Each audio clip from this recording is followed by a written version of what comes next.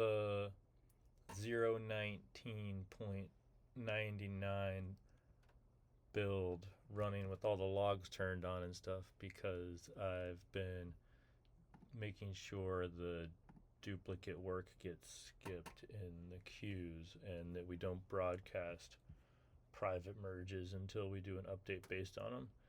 And now that I've done that basic stuff, we seem to be at parity for sync with 0.18, which makes me pretty happy. I've got just a jamming set of workloads going here, as you can see. And the latency from first click when I push something into the queue is what I've come to expect. And the resilience when I'm beating up on it and the server starts to lag or whatever is also what I'm used to.